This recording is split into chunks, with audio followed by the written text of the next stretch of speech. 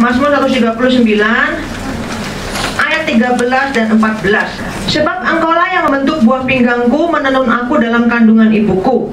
Aku bersyukur kepadamu oleh karena kejadianku dahsyat dan ajaib. Ajaib apa yang kau buat, dan jiwaku benar-benar menyadarinya. Kita tahu memang ibu digambarkan sosok yang penuh kasih, ya kan? Banyak penggambaran-penggambaran indah dan begitu mulia tentang ibu. Ibu itu penuh kasih, ibu pengorbanan ibu tidak terkira, pahlawan tanpa tanda jasa, yang dia berkorban dari hamil 9 bulan sampai dia melahirkan dengan susah payah, berjuang keras. Dan tidak ada pengorbanannya yang bisa dibandingkan dengan apapun. Belum lagi membesarkan anak-anak tahun demi tahun, pemberontakan anak dan sebagainya. Dia berjuang keras menafkahi hidup anak-anak. Dia sendiri rela makan tulang asal anaknya makan daging, ya kan? Pengorbanan ibu begitu indah. Kalau kita tahu, kita lihat penggambaran tentang ibu begitu mulia. Bahkan ada kata-kata yang mengatakan surga di telapak kaki ibu. Menunjukkan ibu itu diagungkan begitu tinggi karena pengorbanannya yang mulia. Tapi kita tidak bisa memungkiri bahwa di dunia yang berdosa ini tidak semua ibu-ibu seperti itu. Bagaimana dengan mereka yang dibuang oleh ibunya di hari ini ketika mereka mengingati hari ibu? Apa yang harus mereka katakan kepada ibu mereka? Apakah mereka mengatakan surgaku di telapak kaki ibu? Bagaimana dengan mereka yang mereka tahu dari kandungan ibunya berusaha untuk menggugurkan dia? Saya pernah cerita beberapa kesaksian waktu khotbah 1 Mei kemarin. Ada ibu-ibu yang memang berusaha membunuh anaknya dan tidak menginginkan kehadiran anaknya. Bagaimana dengan ibu yang membawa anaknya keluar pulau dan meninggalkannya ke situ, kemudian dia kembali lagi ke pulaunya, dan akhirnya anak yang masih kecil ini dipungut oleh seseorang, akhirnya menjadi bahan perkosaan sampai dia besar. Bagaimana dengan ibu yang seperti itu? Bagaimana dengan ibu yang memberikan anaknya kepada orang lain karena dia bangkrut dari judi? Anaknya penuh kemarahan sampai umur 16 tahun. Dan dalam kemarahannya dia kemudian melakukan apa yang dia bisa untuk membalas dendam. Dari narkoba sampai seks bebas, bahkan sampai bisnis seks. Bagaimana dengan ibu yang seperti itu? Ibu-ibu yang menelantarkan anaknya, ibu-ibu yang tidak menginginkan anaknya, ibu-ibu yang membuang anaknya. Memang ada orang-orang tua yang tidak menginginkan kehadiran anaknya. Ada ibu-ibu yang tidak menginginkan kehadiran anaknya. Mungkin karena pernikahan yang masih terlalu muda, mereka tidak siap beban mental menjadi seorang ibu, tidak siap.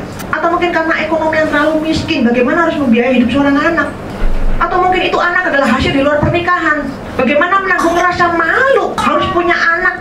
Atau mungkin karena faktor sebab lain, anak ini pun dianggap pembawa sial, sehingga ketika anak ini lahir, anak ini pun ditelantarkan dan anak ini pun dibuang. Memang ada banyak orang tua, ini dunia yang berdosa, ada banyak orang tua yang memang tidak menginginkan kehadiran anaknya.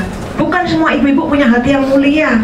Seperti yang sering kita dengar, gambar-gambar pengagungan tentang seorang ibu, puisi-puisi indah yang menggambarkan seorang ibu, ucapan-ucapan terima kasih, kue-kue yang menggambarkan keagungan seorang ibu. Memang banyak ibu yang berhati seperti itu, dan itu yang diharapkan memang. Tapi pada dunia berdosa ini kenyataannya banyak ibu-ibu yang tidak seperti itu. Tapi firman Tuhan hari ini mengatakan kepada kita, bagaimanapun kamu dilahirkan, bagaimanapun kondisi pada saat kamu dilahirkan, dan bagaimana perasaan ibumu terhadap kamu pada saat kamu dilahirkan, mungkin orang tuamu tidak menghendaki kamu, mungkin ibumu tidak menghendaki kamu. Apapun, bagaimanapun kondisi itu, Alkitab hari ini Tuhan ingin memberitahu kita bahwa kehadiranmu diinginkan oleh Allah. Alkitab Tuhan hari ini ingin memberitahu kita bahwa kelahiranmu, kehadiranmu diinginkan oleh Allah lebih dari siapapun menginginkannya, termasuk orang tuamu sendiri. Orang tua bisa buang kita, ibu bisa tidak mau sama kita, ibu bisa menolak kita, ibu bisa menelantarkan kita, tapi kehadiran kita diinginkan oleh Allah lebih dari siapapun. Betul, memang banyak orang lahir di dunia ini karena memang hubungan laki dengan perempuan. Banyak dari kita lahir karena memang mungkin diinginkan oleh orang tua kita, oleh ayah dan ibu kita. Banyak memang. Tapi kehadiran setiap manusia pada kenyataannya semata-mata yang paling utama bukan karena keinginan sepasang manusia. Bukan. Karena bagaimana menjelaskan banyak anak-anak yang kemudian dipelihara baik-baik tapi akhirnya mengalami keguguran dalam kandungan. Bagaimana dengan orang-orang yang berusaha menggugurkan kandungannya, makan segala macam obat, ke segala dukun pijat, tapi anak itu tetap lahir? Bagaimana menjelaskan orang-orang yang memelihara dengan baik-baik, menjaganya dengan hati-hati, tapi anak itu tetap keguguran? Terus bagaimana menjelaskan kisah yang di Nepal itu? Gempa bumi yang begitu dahsyat, 5.000 orang lebih mati, banyak yang mati, tapi ada satu bayi 22 jam terkubur dalam reruntuhan, tapi dia masih hidup. Bayi usia 4 bulan, 22 jam terkubur di bawah reruntuhan bangunan. Jadi di atasnya ada banyak puing-puing, debu dan sebagainya masuk di hidungnya, tenggorokan dan sebagainya. Tapi Tuhan membiarkan dia hidup. Bagaimana kita menjelaskan semua ini? Hanya jadi satu penjelasan, bahwa setiap kelahiran, setiap manusia itu diinginkan oleh Allah, itu dikehendaki oleh Allah. itu dirancang oleh Allah, bukan semata-mata karena manusia yang merancang. Manusia bisa merancang tapi banyak yang gugur.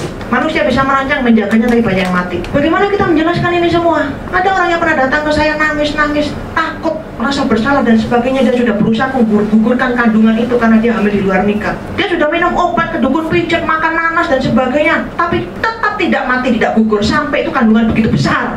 Akhirnya dia nangis, dia ketakutan, bagaimana ini kalau nanti bayi lahir cacat. Waktu itu dia sudah menerima kandungannya karena orang tuanya sudah akhirnya merestui. Memang awalnya marah mereka dan sebagainya karena itu hamil di luar nikah, tapi akhirnya setelah proses berbulan-bulan kedua belah pihak keluarga saling menerima, tinggallah penyesalan dan ketakutannya terhadap janin ini. Tapi anak itu memang lahir meskipun dia berusaha menggugurkan sedemikian rupa. Kita hanya bisa tahu satu kebenaran, setiap kelahiran kita, setiap kelahiran anak-anak kita, setiap mereka yang hidup itu karena kehadirannya diinginkan oleh Allah. Karena kehadirannya, kelahirannya dikehendaki oleh Allah lebih dari siapapun. Alkitab yang tadi bilang, engkaulah yang membentuk buah pinggangku, menenun aku dalam kandungan ibuku. Allah yang bentuk dia sejak dari dalam, bukan hanya sekedar pasangan laki dan perempuan berhubungan, tapi ada tangan Allah, tangan ilahi yang membentuk itu dari dalam, membentuk janin itu sehingga dia besar. Tuhan bisa memakai kesalahan manusia, Tuhan bisa memakai keteledoran seorang anak muda yang tidak merencanakan untuk hamil, untuk melahirkan seorang manusia ke dunia ini. Tuhan bisa memakai kegagalan seorang ibu untuk melahirkan seorang manusia ke dunia ini. Tuhan bisa memakai seorang manusia yang tidak mau melahirkan bayi sebetulnya untuk melahirkan manusia ke dunia ini. Tuhan bisa pakai. Mungkin ibu tidak menginginkan kita, mungkin orang tua tidak menginginkan kita, tapi ketahuilah firman Tuhan mengatakan bahwa kehadiranmu diinginkan oleh Tuhan dan dikehendaki oleh Tuhan lebih dari siapapun menghendaki kehadiranmu di bumi ini. Alkitab mengatakan apa? Kejadianku dahsyat dan ajaib, ajaib dan dahsyat. Bagaimana Tuhan membentuk, Tuhan menenun, Tuhan merangkai dari sel telur sperma yang tidak terlihat oleh mata manusia bisa menjadi manusia yang begitu hebat. Saya tidak bisa menceritakan bagaimana otak kita ini ada 10 miliar saraf dan sebagainya lah, apa itu terlalu luar biasa, kita tidak bisa sebut. Kayak air mata kita aja, kita mungkin sama ini nggak tahu air mata biasa, apa bedanya air mata dengan air mata semua air mata yang sama. Tapi tahu tidak, air mata yang kita keluarkan itu berbeda. Pada saat kita mengeluarkan air mata karena kita kesakitan di mata, dan air mata itu keluar karena berperang melawan virus, dengan air mata yang keluar karena kesedihan itu berbeda. Air mata yang Tuhan keluarkan untuk karena sakit berperang dengan virus atau karena infeksi di mata kita, itu mengandung protein 24%, lebih banyak daripada air mata yang kita keluarkan karena kesedihan. Air mata aja berbeda. Kandungan air mata aja Tuhan begitu ciptakan, dan dia bisa rancang dan dia bisa pikirkan dengan begitu luar biasa. Makanya pemazmur bilang, aku tidak bisa pikir itu, tidak bisa kita terima bagaimana kejadianku dahsyat dan ajaib. Bagaimana seorang gadis muda dengan laki-laki muda yang tidak bertanggung jawab, hanya menginginkan seks tapi tidak menginginkan pernikahan, hanya mau senang-senang tapi tidak menginginkan anak. Bagaimana mereka bisa menciptakan manusia yang begitu hebat? Bagaimana ibu-ibu yang tidak bertanggung jawab dan tidak menginginkan kelahiran anaknya, berusaha untuk membunuh anaknya, berusaha untuk menggugurkan anaknya? Bagaimana hati yang seperti itu bisa menciptakan manusia yang begitu hebat? Karena memang bukan dia yang menciptakan, karena memang bukan dia yang merancang, karena memang bukan dia yang menenun. Karena tangan Allah sendiri yang menenunmu di dalam kandungan, tangan penciptamu sendiri yang merancangmu sejak dalam kandungan ibumu, tangan Allah sendiri yang membentukmu sejak dalam kandungan ibu. Kehadiran kita diinginkan oleh Allah, kehadiran kita dikehendaki oleh Allah. Harap peringatan hari ibu ini, apapun kondisi kita dengan ibu kita, bagaimanapun kita dilahirkan, apapun kenangan kita terhadap ibu kita, tidak mengurangi rasa syukur bahwa aku dilahirkan karena Allah.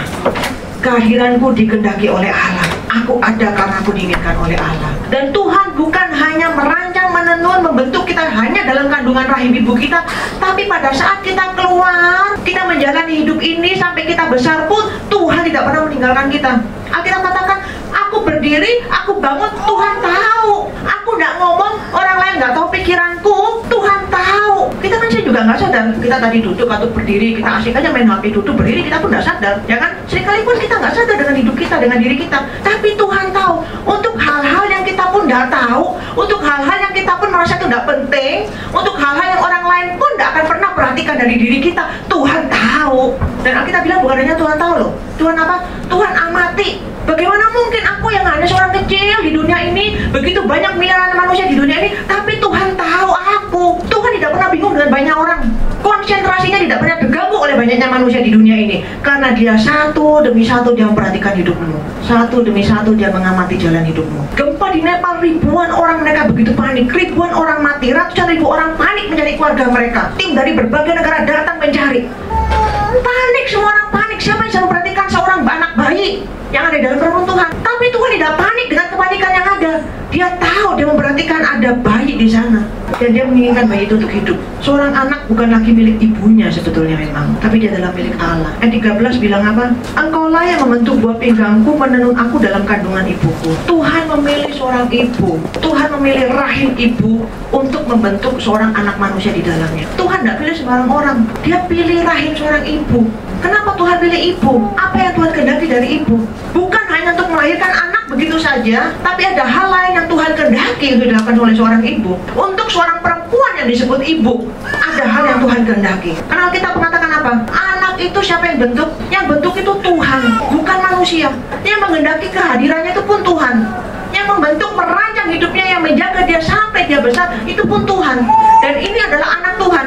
Makanya Tuhan mau anak-anak yang dilahirkan ini pun memang menjadi milik Tuhan, dan mereka suatu saat nanti mengenal siapa pencipta hidupnya. Tapi bagaimana mereka mengenal pencipta hidupnya? Inilah yang Tuhan mau untuk ibu-ibu lakukan. Tugas seorang ibu bukan hanya melahirkan anak, tapi bagaimana membawa anak-anak yang dilahirkan ini untuk bertemu dengan pencipta hidupnya. Karena anak ini milik Allah, anak ini dirancang oleh Allah, dan Allah mau dia berjalan dalam rancangan Allah. Tapi bagaimana dia mengenal Allah, bagaimana dia mengenal pencipta hidupnya, itulah yang Allah mau untuk dilakukan oleh seorang ibu. Membawa anak-anak ini sebisa mungkin, sedini mungkin untuk mengenal sang penciptanya. Teman hamba Tuhan yang bergumul setengah mati, dia mendidik anaknya dengan luar biasa, sekolah minggu, ada persekutuan doa di rumahnya dan sebagainya, anaknya pun ikut Tuhan.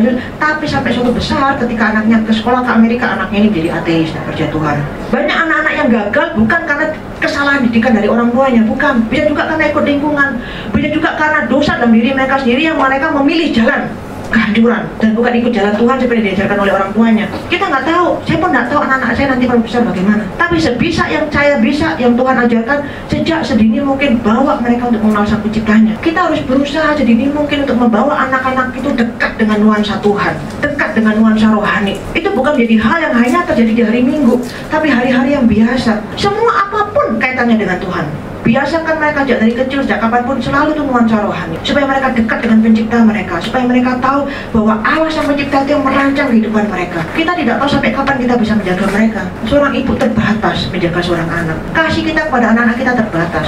Pemeliharaan kita, kebaikan kita, segala apa yang kita punya itu terbatas untuk menuntun mereka menjalani masa depan. Tapi ada Tuhan yang menjadi Bapa mereka, pencipta hidup mereka, dan biarkan mereka mengenal dan dekat dengan penciptanya dan berjalan dengan penciptanya menjalani kehidupan ini. Mungkin ada yang mengatakan, Bu, bagaimana dengan anak-anak saya yang sudah besar? Saya pun dibopong baru percaya Tuhan. Saya pun tidak punya kesempatan untuk mendidik anak-anak saya dari kecil. Anak-anak pun saya pun kan sudah besar dan terlalu sulit untuk membawa mereka ke jalan Tuhan. Jangan khawatir, jangan takut. Selama masih anak itu hidup, selama itu pula kesempatan untuk membawa mereka mengenal sang pencipta. Kapanpun Tuhan panggil kita untuk percaya Tuhan, itulah kesempatan untuk kita membawa anak-anak kita mengenal sang pencipta. Jangan takut, karena anak-anak itu adalah milik Tuhan, bukan milik kita. Kita bisa merancangkan masa depan pada anak-anak kita, tapi kalau Tuhan tidak berkehendak, kita pun tidak bisa berbuat apa-apa. Ada banyak orang yang khawatir, bagaimana dengan anak saya? Dia sudah tidak ada bapak, dia tidak ada ibu, dia tidak ada orang tua, bagaimana?